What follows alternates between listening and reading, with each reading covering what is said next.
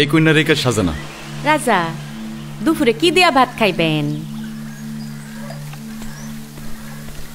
অগ্নি সাক্ষী রাখি আমার বিয়ে করছে, অধর্ম হইব। ধর্মের কথা বলো তুমি?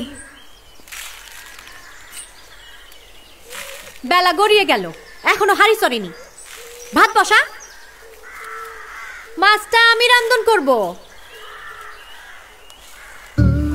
তোমার একটা কথা জিগাইতাম। জিগাও। ওই দাসীর পরিচয় কি?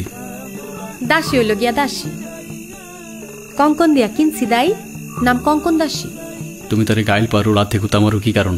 ওর দাঁত প্রকৃতি তুমি বুঝবা না রাজা।